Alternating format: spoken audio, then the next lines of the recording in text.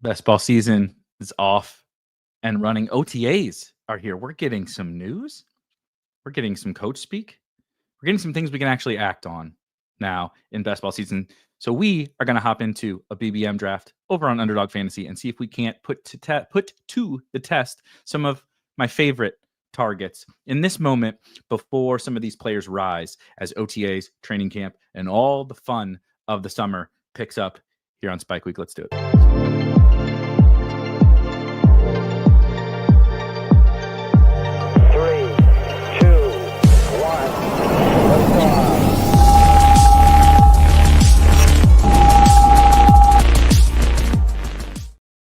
Hello. Happy Wednesday. It's a beautiful 75 and sunny degree day here in St. Louis. OTAs are off and running. And let me tell you what, it really starts to feel like best ball season when we get the old so-and-so fumbled already. Shout out Bashal Tootin. Already fumbling. We're getting prognostication on Brandon Ayuk injuries based on his dancing at his wedding and the fact that he's golfing with Brock Purdy and George Kittle. We're getting the news is running in, but there are a handful of small things that I think we should be thinking about in terms of players to target now in drafts before they inevitably rise up. We won't be correct on all of these, and maybe somebody has something to do with a couple of players that we'll talk about today have a little something to do with that Brandon Ayuk injury situation. But we want to be at this time of year trying to see if there are some players that we can target before, right, when camp picks up. If you've been playing best ball if you've never been playing best ball over the course of these summers, I apologize. My eyes are going absolutely. I don't know if you can see how red my eyes are from the allergies. Just walk the dogs. Everybody's mowing their grass. If I'm sneezing and coughing and scratching and itching, I totally apologize. But it's hot best ball summer, right? So the allergies come with it. There's going to be guys that over the course of the summer, when we get real, true coach quotes, right? Real highlight clips, real, these players are running with the ones type reports from the beats, that the rise is so quick, right? If you recall my favorite example, because of course, quite frankly, we were a large reason as to why this player rose so quickly and so far up. If you recall last year, the 49ers with the Christian McCaffrey stuff going on was just nuts. And we were trying to figure out what the hell was going on with Christian McCaffrey, but we also didn't even know specifically who the backup was. Most people thought going into camp that it was Eli Mitchell, right? It had been Eli Mitchell. Eli Mitchell had already kind of smashed before, but they'd shown us a little bit of, we kind of like this Jordan Mason dude. And so we weren't totally sure. You fast forward a little bit, we get to July and August, and Christian McCaffrey is not healthy at all. Continuing to get worse and worse reports on Christian McCaffrey. But then we're starting to get the Jordan Mason is next man up in the 49ers backfield. I'm not saying today specifically there are going to be guys like Jordan Mason, although there might be. We're going to talk about the 49ers. We want to see if we can keep tabs on situations like that where we can foresee something coming and maybe be on the cutting edge of it. Get our shares now if we can. Worst case scenario, we drafted another, 18th, 17th, 16th rounder that was high risk like everyone else is doing. We're trying to avoid that as much as possible. And a lot of these guys will be some of those situations where they're really not risky, like in terms of making the team or what have you. But how do we get out in front of a lot of that stuff is thinking about some of the most kind of uncertain situations. And so we're going to do a little bit of that today, but we're going to do it while we draft. We're going to hop into a Best Ball Mania 6 draft right now. If you would like to join, we're doing 30 seconds. Here at Spike Week on stream, we got room for 8 of you. So if you would like to join the draft, we do 30-second pick clocks around here, okay? Because there is no chance in hell that I can ever get all my thoughts out, even to myself, quite frankly, nonetheless to you guys. on 20-second pick clocks. We'll do some 20 when we want to fire a handful of different drafts on stream. But Wednesdays we're just doing one because if you're a member of yes, Best Ball Mania, 30-second clock, Jared. If you're a member of the Spike Week Discord, which of course there's a link in the description, the link will take you to the Discord. It is free to join, though you only have access to a very small subset of the channels. There's a bunch of hidden channels for like a ton of hidden channels for every single sport. That's where all the sickos are hanging out. If you are a subscriber to the tools, you get access to the Discord for free. All you have to do, you're signed up, go to your account page on Spike Week. There's a little button that says click connect to Discord. But you also, if you are not a tool subscriber and you just want to be a part of the Discord, you want to join the labs that we do every week on Wednesdays at 6 p.m. Eastern. You want to get in the conversation. We do some other stuff. We're going to do some draft hours, not office hours, but some draft hours here coming up starting next week. If you want to get in on all that, you can also just join for $5 a month, right?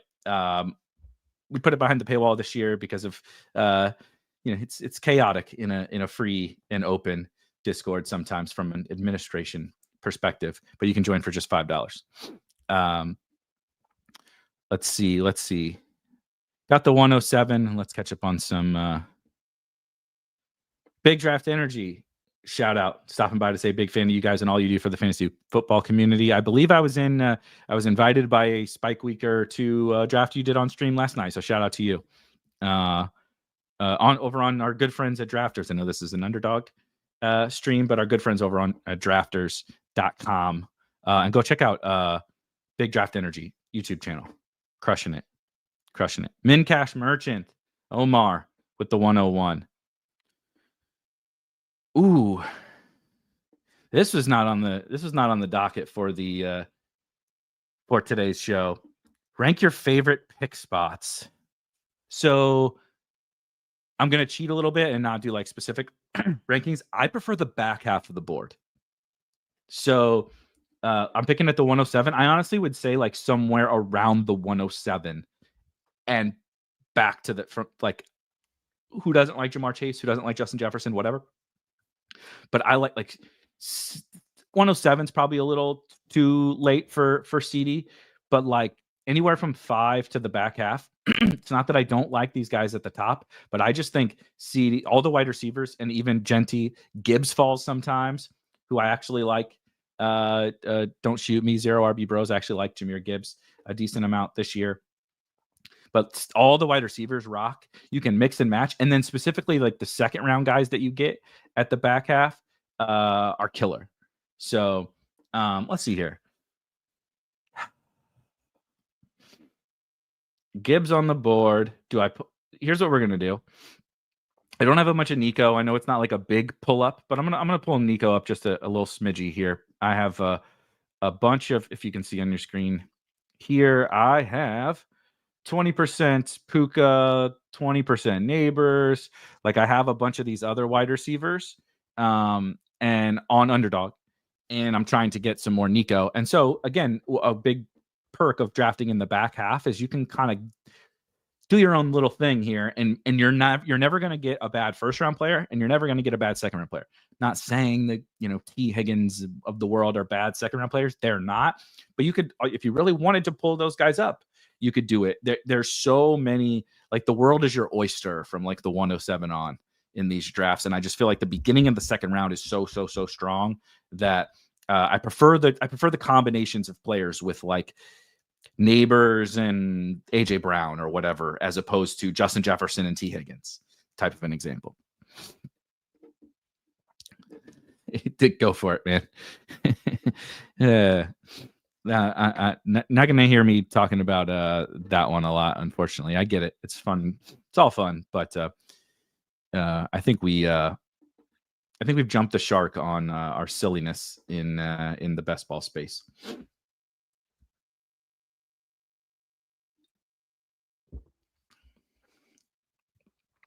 This might work out. So one might say, oh, dude, you got to take Brock Bowers. I'm going to take Ladd, and we got our little week 17 right off the bat. I don't have much Ladd either, which is not intentional at all. I'm not overly worried about, my exposure just yet. It's May 21st. We got a long way to go. We're going to do lots and lots of drafts, but it can be something to just keep in mind when we're firing these drafts. So somebody mentioned, first of all, shout out to all you guys. Hello. Lundar, I think we were in a draft earlier together. I think maybe Puppy something. I forget. You took somebody that I wanted, if I recall. That's why I'm remembering this. So I'm cursing you for I don't even remember who it was, but you took somebody I recall that I liked. Star says the wide receiver 1 for the Niners getting drafted as the wide receiver 3 is hilarious. This is where we're going to start with some guys that that I'm specifically targeting right now. And it's actually the Niners as a whole. I just love the San Francisco 49ers. But to that point, Brandon Ayuk, he is the epitome of a guy who continues to fall all summer, right?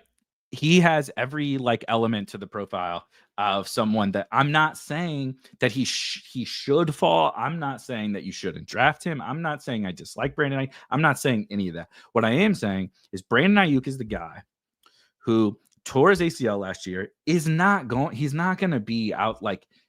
He's not going to be practicing to start. He's not going to be. He might get reviews of, his recovery's gone great. But it's not going to be a whole bunch of. That's what it was. You son of a bitch. It was JJ McCarthy. He's not going to be this pristine, super clean offseason.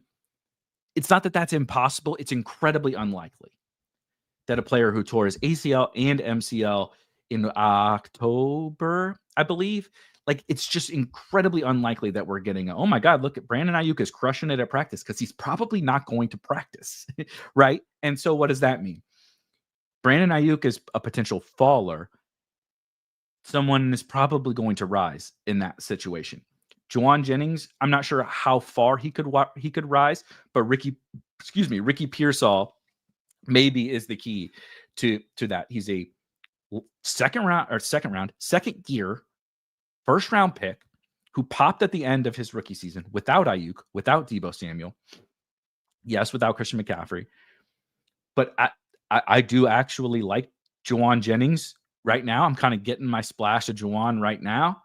And I'm also really heavily targeting Ricky Pearsall, because him and Ayuk are on the opposite ends of the spectrum of, think about Ricky Pearsall out there with no Brandon Ayuk, and second-year player, first-round pick, right? Gonna get every possible piece of hype that we might want or dislike if you're trying to get him before he rises. Every element of hype is young player, first-round pick, came on strong down the end of last season. Ayuk's not out there. Juwan is stable, right? Juwan is the veteran. Kittle is doing Kittle, but Pearsall is ready to take a leap in year 2, right? You can see all this. You can see the beat writers saying this guy's Purdy's favorite target in practice, right? Also don't have any Terry. I like this. This is a nice way to get a little Terry here. I'm down for this. Terry is straight oatmeal for me in the 3rd round. He's fine. He's fine player, which is, I think we established this on one of the shows. There's I love this guy, 5%, right? 5% of the players, we love him. Can't stop clicking him. 5%, we hate him. Can't stand him. Never going to draft him. We used to call him our Thielen list. And then Adam Thielen dunked on us yet again last year. But he's fine. Yes. Benny nailed it. He's fine is the heart of the team. He's fine is the middle 90%, where you're like, I see it. I get it. You're not hurting me. I don't click you onto a team and get upset, right? I'm not ready to cut you at the deadline and send you to a championship team to go try to chase your ring because you're not any good anymore. You're fine. But that's most of the players. So for now, there's some of these guys like Ricky Pearsall that are to me on the more on the not so he's fine, more on the I think I want to get this guy because I only foresee a whole hype machine coming over the course of the summer.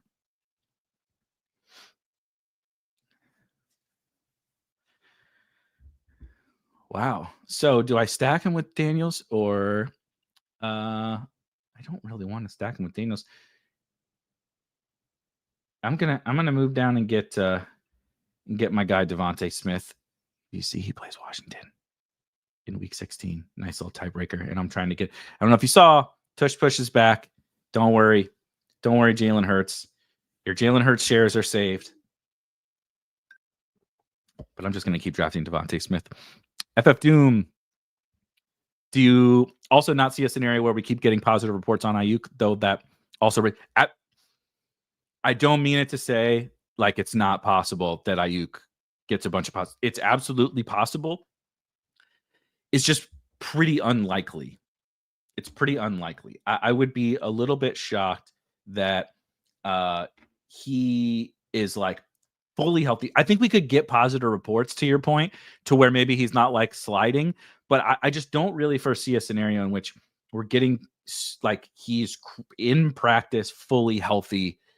Like even if he's feeling good, honestly, it would be kind of gross negligence by the 49ers to just run him. They just signed him to a contract extension last year, if you recall all that drama. He is a part of their future, but they're also trying to win right now.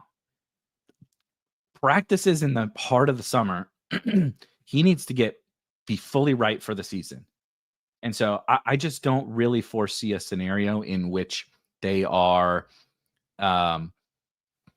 rushing him back out there. It is absolutely possible, but that's kind of my take on it. It's definitely possible. I would not be completely shocked if we get bullish reports on Ayuk, but I would be pretty shocked if we got Ayuk is out there practicing and all is well. Don't worry about the knee. If I have Terry, I'm taking Jaden Daniels 100% of the time in the fourth round. Yeah, I think that's fair. I don't think about it that way. I think that is a totally fair thing to do. But I have a ton of quarterbacks that I like later. I have options to stack with said quarterbacks, including Lad and Nico, including much later guys. I'm not forcing any, like, I don't have a rule of I take Terry. If Daniels is there in the fourth, I'm taking him. I don't have a rule not to either. But I'm a lot more cautious on elite quarterbacks probably than the average person is.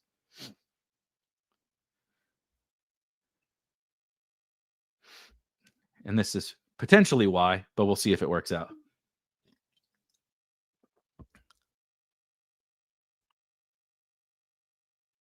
This is definitely fair. Both of these are fair. Elite QB stacks. I don't know that they're hard to get, but this is part of why I did it.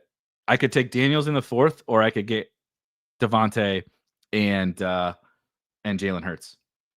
And I'll take Devontae and Jalen Hurts over Jaden Daniels and Jalen Waddle all day, every day.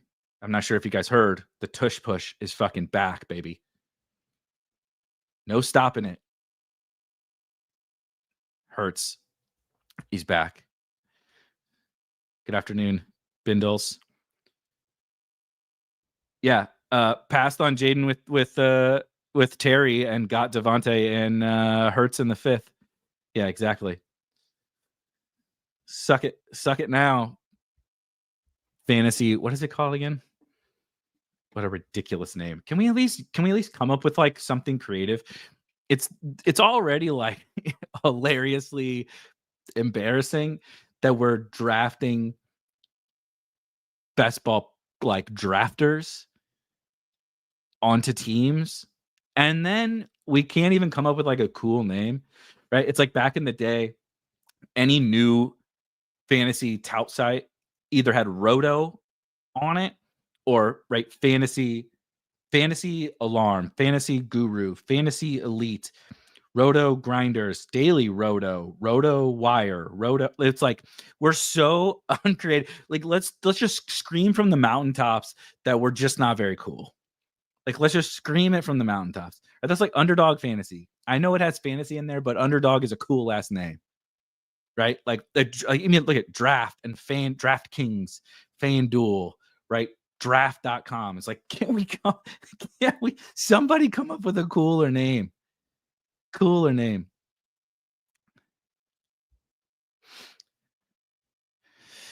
You know it, Silver. I can't help myself. I will say I'm drafting less certainly less full-blown zero running back this year, but definitely less just overall zero running back than last year specifically. I mean, I'm still a zero RB bro at heart. I'm still going to have a whole boatload of zero running back, but I'm just the way I think that this player pool shakes out, especially kind of in the, from wherever you want to call it, Mixon, Hampton, Harvey, Henderson. I actually think that this little pocket of running backs is pretty darn good. And so that wouldn't technically be zero RB, right? It's like kind of, but not technically zero running back. So I still really prefer the elite wide receivers, but I'm kind of bouncing in and out of how I'm putting these things together. This is a nice little fall for Ken Walker. But the question is, so let's do Ken Walker. I don't have a single Ken Walker share yet. And we'll take him as a 6th round RB1 on this team. I'm cool. This is my big problem. Silver says wide receivers after 110 to 120 are disgusting.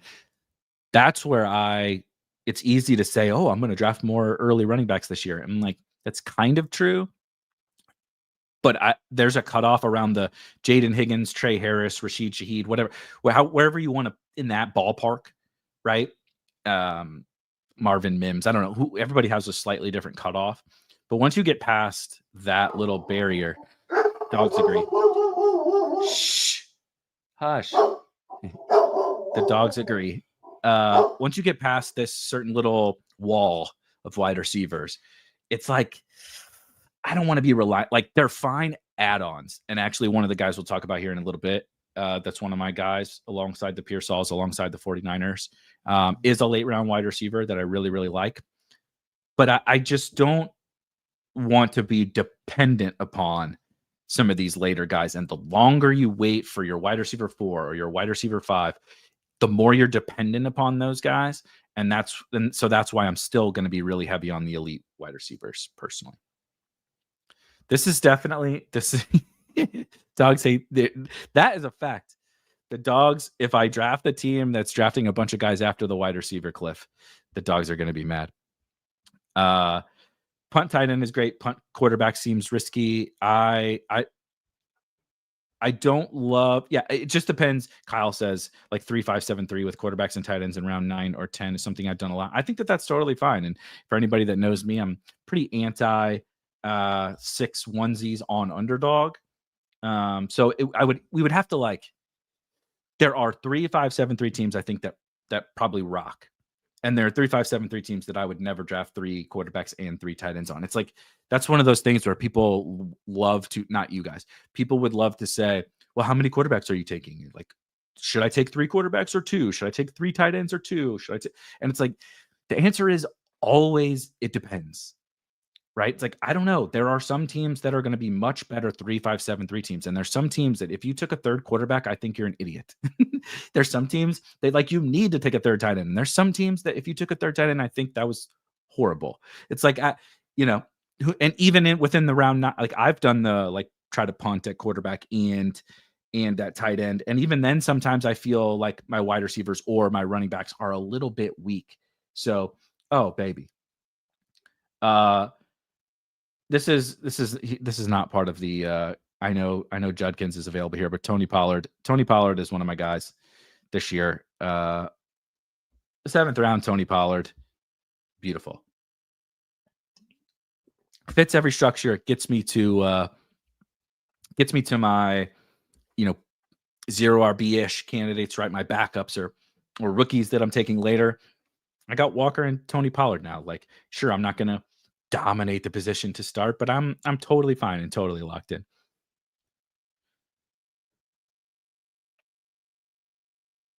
Let's see. The paradigm to me isn't shifting away from zero RB in the way that everyone thinks about zero running back as being implicitly hyper wide receiver. The dead zone of old is fading, but you should still take. I 100% agree. 100% agree. Lundar says, curious, would you lean more into zero running back in the higher dollar contests that qualify for teams? Might not need the raw points from early running backs. I love zero running back in like higher dollar stuff because everyone is terrified of it. And it's actually, like you said, you might not need the raw points from early running backs, which you might need in some other contests. And nobody does it. And zero running back is actually inherently really high floor. The lowest floor thing you can do is take early running backs or invest a bunch of draft capital into the running back position. I know that seems weird to say it's higher floor to probably not score early running back points, but you're scoring points at all the other positions, and you can manufacture enough early running back points to lead you to when you are getting right. If you just get me to the Chuba Hubbard smash season, get me to Bucky Irving, get me to old school Kyron Williams, like bide my time, right? Ken Walker and Tony Pollard, please. Yeah, I know you're not going to win me the whole running back pool every single week, but just keep me going, right? Because I got Jalen Hurts and I got 4 superstar wide receivers. So get me to the spots where I am able to start building up my running back stable. You know what I mean? Also, absolutely hilarious. Versailles takes Ricky Pearsall 61st overall in this draft. I was gonna go look for him when I was on. Holy cow! Okay, I mean, I think I have to take Judkins here, who I have not selected Quinshon Judkins yet, and I don't love him, but he is a fit on this team. And 2 rounds after ADP, nice. We'll take it. D. Owens says, I still want to have a few shares of CMC and Achane. No pushback from me. The fact that it's 1-2 turn Christian McCaffrey, I think Achane is fine. I mean, we just saw what Jonathan Taylor did in the fantasy playoffs. So it would be foolish to say that Jonathan Taylor doesn't have the weekly upside or the multi-week run upside because he just did it, right? He was the 101 a couple of years ago, and he was the 101 in the fantasy playoffs this year. Like I'm definitely not saying that like second round. I think I would be a little shocked if Bucky on Underdog, if Bucky like set the world on fire. He's a really good football player, and the Bucs offense is awesome and one I'm targeting. I think I would be pretty surprised if Bucky was like blowing away fantasy. Maybe that's foolish of me. But a lot of these other guys, I got no problems. I'm not going to push back on that. Does Mahomes finish as a top 5 QB this year? No, he does not. It's taking Genty, Hamilton, Caleb Johnson, Hamilton. Henderson. It's taking Genty, Henderson, Caleb Johnson, 2 rookie heavy? Absolutely not. No such thing. Mid-priced rookie running back, mid-priced rookie anything is wonderful. There's no such thing as too many. I love it. I have a bunch of RJ Harvey, Trevion Henderson teams. Like they are part of why when I talked about like I'm maybe not as zero running back-ish this year, when you get into the 5th round and you get RJ Harvey and then you take Trevion Henderson, yeah, sign me up for that. That seems pretty awesome. Yeah, I know Versailles loves Pearsall. Let's see here. Back on the clock. I'm also fading the olds. I shouldn't say that. Tony Pollard is, I guess, technically a little bit older. See, and this right here is precisely why you don't do this wide receiver shit. I really don't want Mark Andrews either. All right, well, can't believe this. Keon is so bad. This just goes against everything I stand for, drafting Keon Coleman. But you know what? when you're a little light on wide receivers, and the draft hacker tells you he plays against your Hurts Devontae stack in week 17, you know what? It's just what you do. It's just what you do.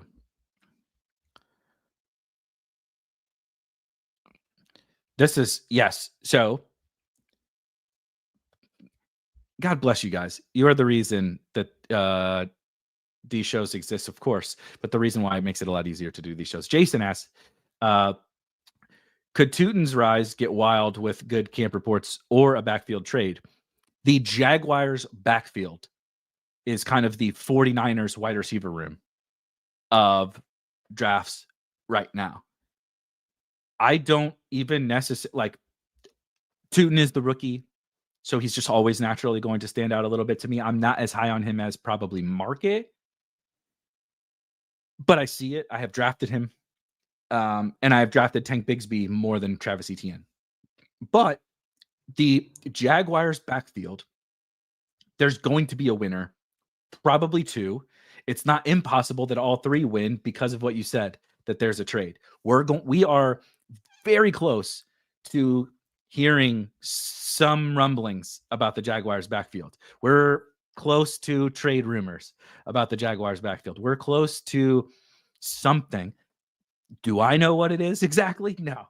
It is Travis Etienne on the trade block? Is Tootin fumbling too much and he's the RB3 and he's going to fall, which means Etienne and Tank Bigsby move up. The Jaguars backfield is one of my favorite things to target in best ball. Is not like I know better about all of these situations. It is situations where I know that the prices just cannot be right on all of these guys, right? So let's just do it. Let's do Tootin. Let's say Tootin remembers how to hold on to the ball. Hold on to the ball, Petey. Facial Tootin. Facial Petey Tootin. That's my new nickname for Tootin. But there's no functional way, in my opinion. The Jacksonville Jaguars, right? Liam Cohen comes in, BTJ superstar wide receiver. Draft trade the farm for Travis Hunter. Trevor Lawrence healthy. Draft Tootin. Brenton Strange is appealing. De'Ami Brown, we'll get to in just a second. The Jaguars are exciting. The defense is still probably not very good, but now they have good coaching. They are the epitome of everything we hope for in a breakout offense. Now, BTJ is pretty expensive and Hunter is certainly not cheap, but the rest of the offense is all free in drafts. Lawrence, Strange, De'Ami, all three running backs, right? I have Parker Washington technically ranked in 225th or something like that, but I don't know, maybe Travis Hunter plays more defense and there's another guy there. The Jaguars' prices, specifically at running back, and we'll talk about De'Ami in a second, cannot be right. I don't know what the right price is on all of them. I know that probably two, and like I said, possibly three of the Jaguars' prices are wrong. The scenario in which three of them are wrong, right, is that somebody gets traded. Etienne's on the Cowboys or whatever. If that happens, then Etienne is obviously a smash, and then Tootin and Bigsby are both great. But it's probably that they all stay, and then one of them is kind of the odd man out, and the other two are underpriced because they're priced as such as we have no idea, right? The prices are this way because we just don't know. And when we just don't know, but we still like the offense and we like the players and all that kind of stuff. It's time to pounce. It's time to pounce. Amen. I'm not saying it. So for the audio listeners, I'm not saying it. You have to watch it on YouTube. Yeah, I've never been a Travis Etienne guy, so he's my least favorite of the three. I like Tootin and Bigsby the most. Yeah, and that's the other thing. Kyle says 2 spike weeks from when these Jags pay off, unless Tootin really shoots up. That's the thing. At these prices, we have some leeway to even be a little bit wrong. Tootin doesn't have to be, oh my God, Tootin is this year's Bucky or this year's Kyron or whatever, because the price is so cheap. He can come along slowly and smash in the playoffs, or Tank can start off hot, and that's fine at that price. So we have a lot of outs to these guys being winners. Look at that. See, this is why hold on. I just want to make sure if I do Herbert or if I do Besh. Son of a bitch. Or Njoku. I know. No, you know what? I'm a Justin Herbert stan this season. We're just going to do Justin Herbert. I think if I were doing this exact same draft 100 times, I would split it between Herbert and like do some Besh and probably do some Njoku right there as well. Obviously, I don't have a tight end yet, so I'm going to take 3. But I was bouncing back and forth on, do I do Besh and set up Geno to give me another option to a later quarterback, and then I'm close to set at wide receiver, or knowing I'm going to take 3 late tight ends, do I just spend a little bit more at quarterback than maybe I'm super comfortable with? Spent a lot of auction dollars on Jalen Hurts. Now also spending an 11th round pick on Justin Herbert it's fine, right? It's fine. But there's still some, Jack Besh is a second round rookie wide receiver with a clear path to targets and routes and all that kind of stuff. It's a very good 11th round pick, no matter how we feel about Jack Besh. I mean, Kyle Williams goes in front of him, but I think you can play that one multiple ways.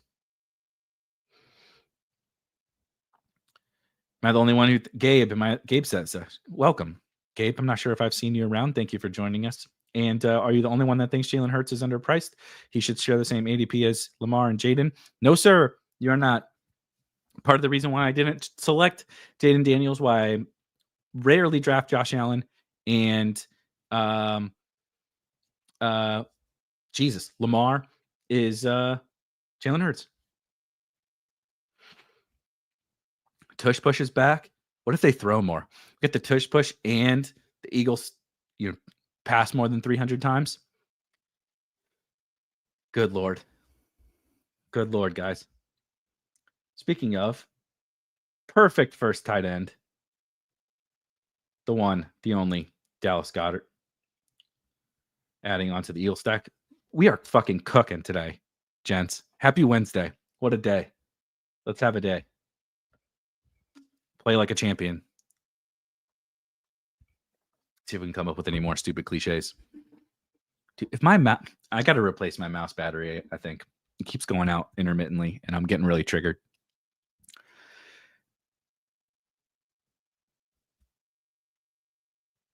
This is fair.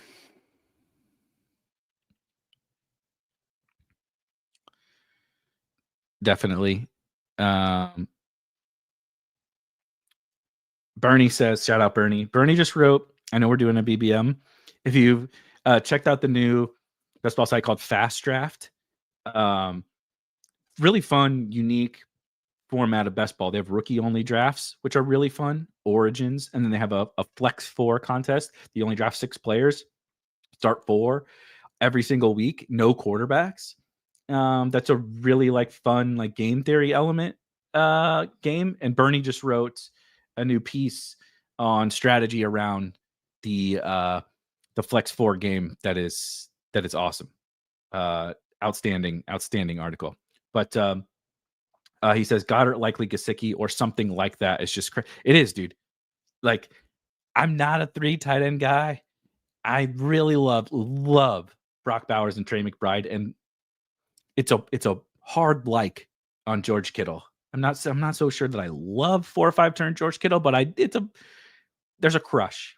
I have a crush on 4 or 5 turn George Kittle, and I'm fucking in love with Brock Bowers and Trey McBride.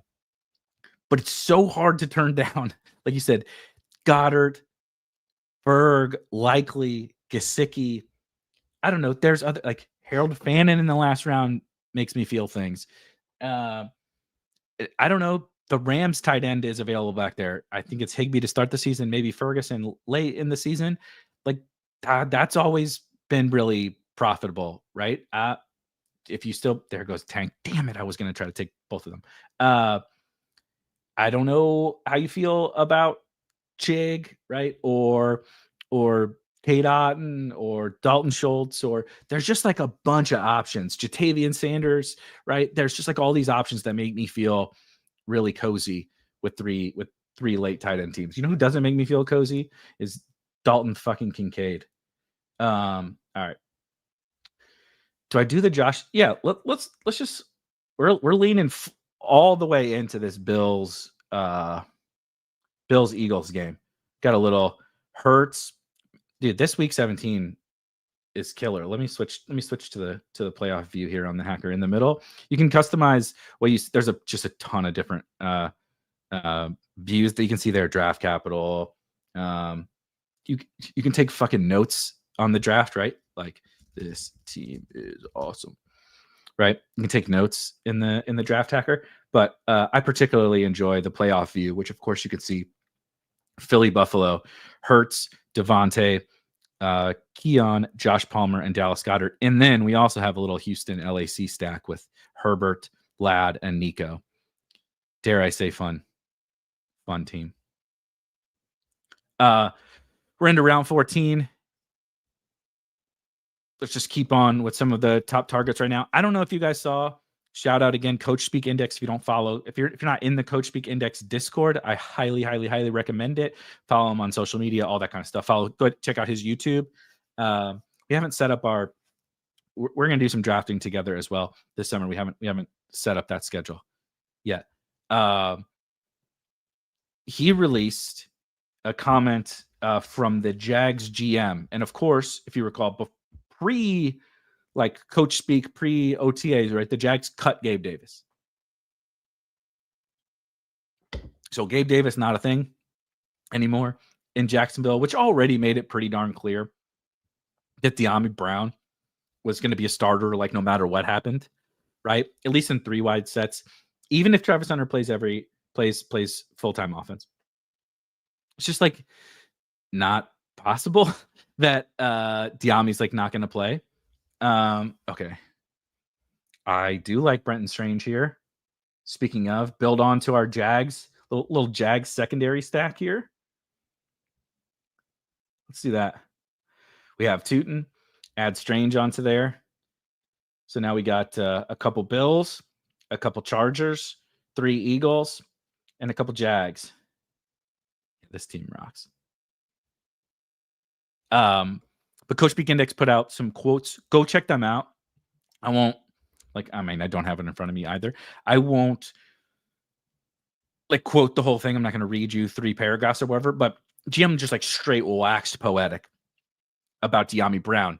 I was pretty certain that there was a huge winner amongst Dyami Brown and Parker Washington.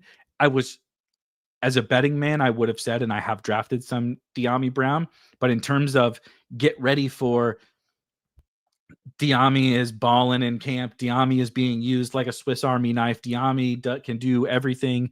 Dyami can stretch the field. Liam Cohen loves Dyami. Get ready, because it's coming. And so there's just no real reason that Dyami Brown should be a last round pick. In my opinion, I moved him way up in the rankings, which of course, if you're a subscriber, you get the draft tracker, you get draft IQ, you get all these strategy pieces, but you get the rankings for all Underdog, DraftKings, Fast Draft drafters. Today I moved Dyami up a lot, because there's basically, outside of injury, of course, no path to him being useless. I'm not saying he's going to be a smash, but there's no path to him being useless. There are paths, I don't know, maybe Travis Hunter doesn't play as much offense as we think. Maybe Travis Hunter is playing mostly defense. Maybe Travis Hunter is not as good at wide receiver as we think. I'm not saying any of those individually are the expectation. Maybe Travis Hunter, I don't know, it's week 16 and they say, Travis Hunter, we need you. You're our best corner. We need you to go cover. I don't remember who they play. Right. Let me look actually really quickly. Travis Hunter, week 16. We're playing Denver, right? We need you. Ooh. I do like Gesicki. I have who do I have Gesicki with 100% of my who? Oh, 100% of my Nico teams. Yeah, Omar, I saw you.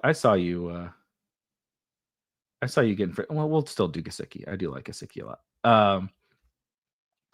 Yeah, it's week 16, and Travis, can you please go cover Cortland Sutton? Please play a little less offense. And Dion, there's so many. Travis Hunter gets hurt. Brian Thomas gets hurt. Like there's so many paths to where like Travis Hunter could be awesome, and now the offense is awesome, right?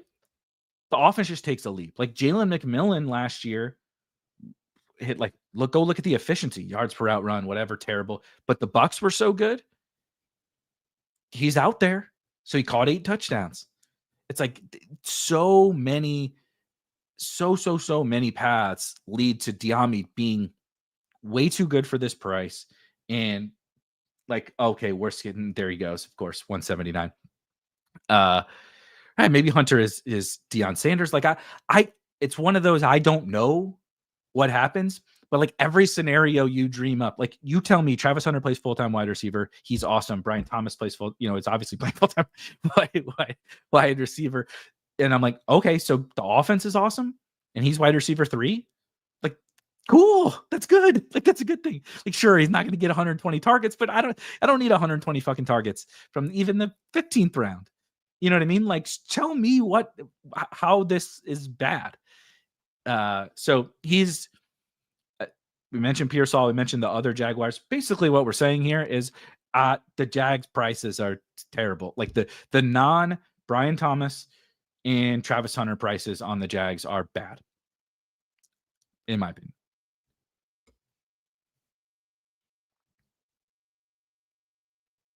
Yeah, right. Exactly. Hey, Travis, go shut down Garrett Wilson. Hey, Travis, go shut down Cortland Sutton. Hey, Travis, go shut down Josh Downs because we don't need you for Michael Pittman. It's fine. Yeah. Hey, Travis, we need to hold you back a little bit from all those defensive snaps because, we're about to make the playoffs. Right? I'm also not expecting that, but crazy shit happens in football. This is way too much Jalen Wright. I'll tell you what. That's just way too much Jalen Wright. I'm gonna do another. I'm gonna close out wide receiver with Jalen Royals. I think one thing I'm really trying to do. So Nico, Ladd, Terry, Devontae is a good start. Keon, Josh Palmer. So I'm trying to swing, right? So I'm going to take 2 more running backs on this team to get to 6. It's going to be a 2-6-7-3 team because, quite frankly, Walker, Pollard, Judkins, and Tootin need some help, especially when there's 2 rookies on there. I honestly don't feel super awesome on Ken Walker, so I'm trying to swing a little bit on kind of like when I take 7 wide receivers. I kind of like, if it's not Diami, right? I think Diami is like in a class of his own for right now, where I think he kind of fits everything. He can be, he can't be Puka, but like he can be a really big win. If I don't get someone like that, which there are not many, I like Darius Slayton. I need a swing, right? I need some upside, and so I'm willing to forego a little bit. I got Josh Palmer, I got Keon Coleman, and I certainly have 4 other really good wide receivers. I need to make sure I pack some late juice, right? So whether that's, if you prefer Io Manor, Royals, I know there's tons of the other type, Chimere DK, Dante Thornton, Ty Felton. Like there's but I want to swing on some kind of youthful upside on a team like this when I get there. Yeah, Charles says NFL is way different than college. Maybe it's right. I don't know. Like I'm not sitting here telling you I know how the Travis Hunter thing is going to go. I'm not telling you how I know is that the whole Jags are going to play out. I know that after BTJ and Hunter, that these prices can't. It's not right. It can't be. Like even if they suck as bad as they did last year, they're not right. You know what I mean? And we expect them to be better. Liam Cohen is at least going to give them a better chance. So like, so be it. If I go down with that, that's fine. Now we got to get some upside at running back, though. Okay, guys, will somebody take fucking Jalen Wright so I don't have to take him again? I mean, I have to take him. I have him on so many of these teams, unfortunately. It's really just I have him on Nico. Yeah, I have him. Jalen Wright's on my only Nico team and multiple Goddard teams, I guess. But like, look, I'm not like fucking super jazzed up for Jalen Wright. But think about the Dolphins. This is not. I'll add. He wasn't going to be on my list. I really just wanted to talk about the 49ers and the Jaguars today in terms of guys I want to draft before camp and everything gets here. The Miami Dolphins last year, after having a monster season, right, 2 years ago, Etienne goes nuts. Raheem Mostert scores 20 touchdowns. We're all excited about the Dolphins. They have a down year last year. Mostert is gone. Jeff Wilson is gone. Jalen Wright is now competing with Alexander Madison. Jalen Wright, mind you, 3rd-round pick 2 years ago. Varying levels of exciting prospect.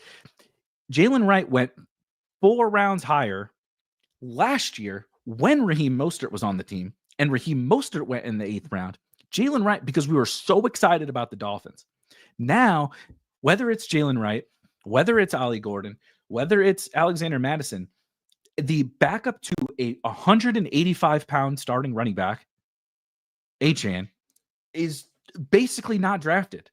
On the Dolphins, a team in which just 1 year ago, everybody was juiced up to draft.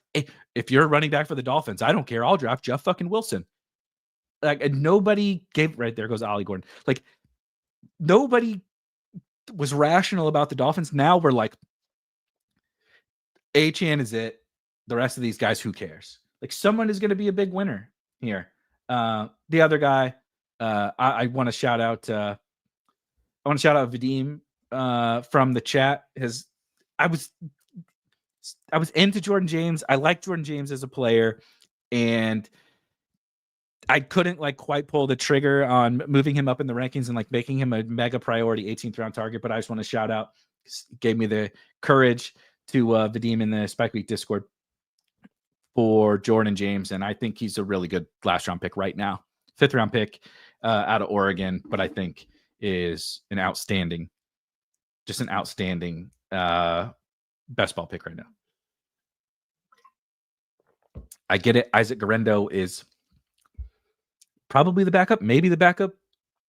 When have the 49ers ever fooled us on what the running back pecking order is? Not Trey Sermon versus Eli Mitchell, not Jordan Mason versus Eli Mitchell, not CMC's health. When have they ever fooled us? And when have they ever liked a powerful downhill runner, et cetera, et cetera? Can't imagine when that would have ever happened. Let's see. I like DJ Giddens and would have made for a good bring back. I'm with you. Clint says people are overreacting to Miami because of and like Tua wasn't even bad when he was out there. Tua had one stretch like a month. It was at least 3, I think 4 games during the middle of the season last year where he balled. It's just like it didn't go to Tyreek and Waddle so much. It was like mostly Jonnu and Achane and a little bit of Malik Washington, by the way. And so people were just like, just done with everybody's just done with Miami. And like, I get it. There's risk. I'm like, welcome to fantasy football in 2025. No risk it, no biscuit. Last year, you loved these guys. 1 down year and you're out. When do we ever learn that we can't keep chasing our tails? We need to try to I don't know, what if everyone's wrong? Like you could employ the draft strategy literally of just, I don't know, what if all these people drafting are just wrong? What if they're wrong about Miami? What if they're wrong about this Jacksonville thing? What if they're wrong about whatever, New England, right? The highest drafted Patriot players in the 6th fucking round. What if the Patriots are good? What if Drake May's a superstar? What if the Bills pass more? What if the Eagles pass more? Like, you could just honestly just employ a what if everybody's wrong strategy, and you're probably gonna crush it in best ball. Yeah, you just might. All right, let's run through some teams. Omar had the 101, and he says his stacks aren't the best, but you kind of have to take what falls to you. Understandable. We'll look at Omar's team first, and we'll finish with the yeah. I mean, this is like, I know this sounds silly, and I'm actually not trying to say that we're all going to lose anyway, but any individual team, and like in any season, you might lose. So take a path that's like, but what if we win? Like, what do I win? What do I win if I'm the one that says, no, the Eagles are actually gonna throw more this year, or no, the Bills are gonna throw more this year, or no, Jalen Wright is the 1B back to Achan or whatever, right? Like, I mean, I'm not in any worse shape, but but my gains are so big, right? The whole like, what do I win when I win? It's like, I win everything. You know what I mean? I win it all. I win it all. If the Jags rock and ETN gets traded, you know, Diami is good, which he kind of was good last year. Like, you just win it all, right? By taking those kind of stands. And so that's how I like to play the game. Yeah, what do I win if I get 3 elite running backs and bank Higgins, Jack Besh, and Cedric Tillman? Exactly. Look, I'm not trying to say it's only 0 running back or only the things that I say. Hey, go for it, man. I got no problem. All right, Omar's team. Anyway, Jamar Chase.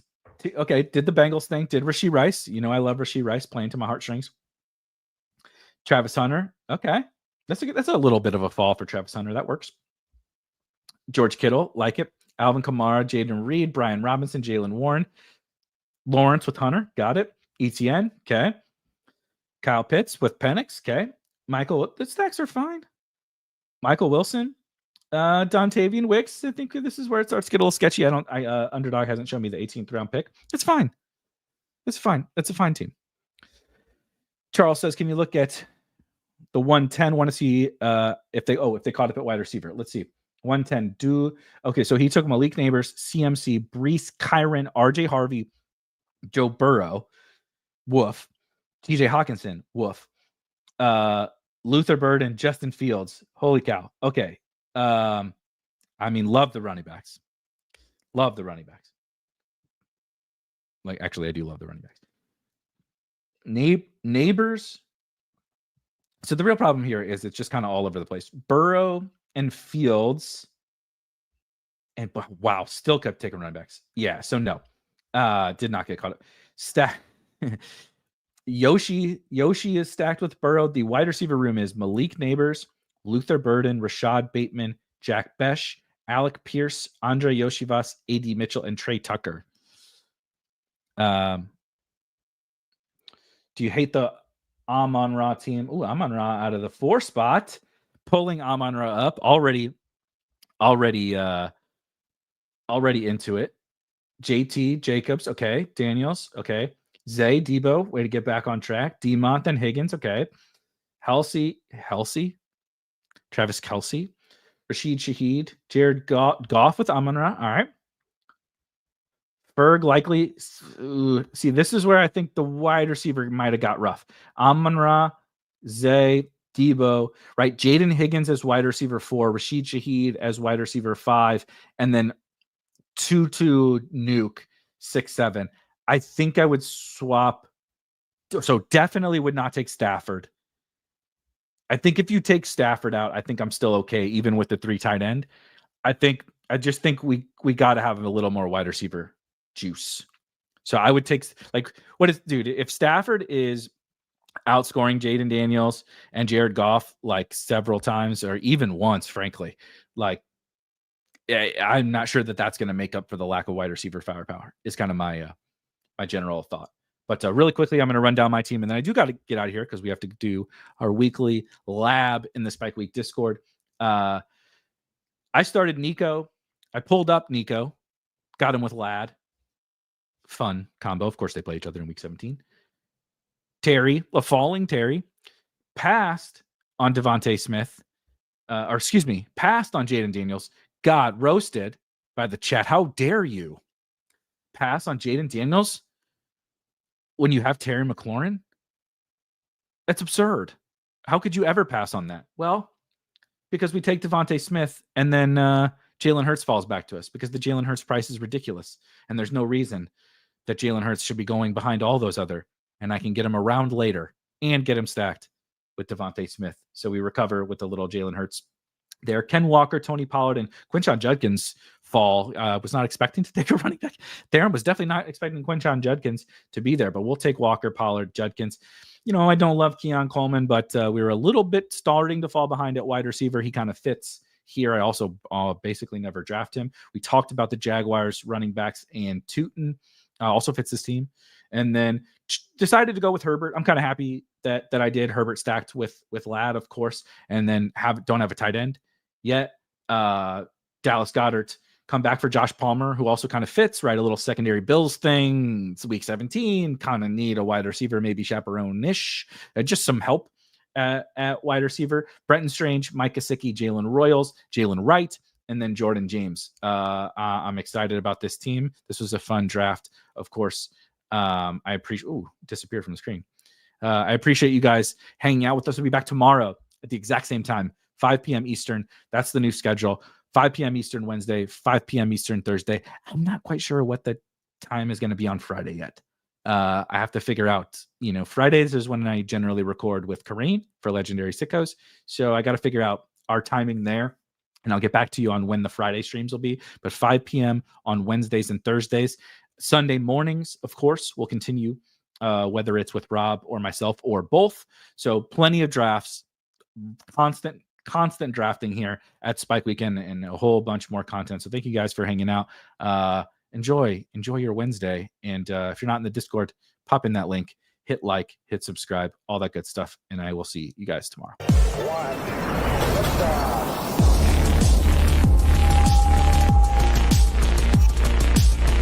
Woo! Those were some spicy takes. Want to stay up to date with all of the other spicy takes we're going to have over here at Spike Week? Why don't you press that subscribe button below? You turn notifications on, we draft a team, boom, you know about it. We have another spicy take, boom, you know about it. You can be there, you can draft with us. You want to stay up to date? That's how you do it. All right, we'll catch you later next time here at Spike Week.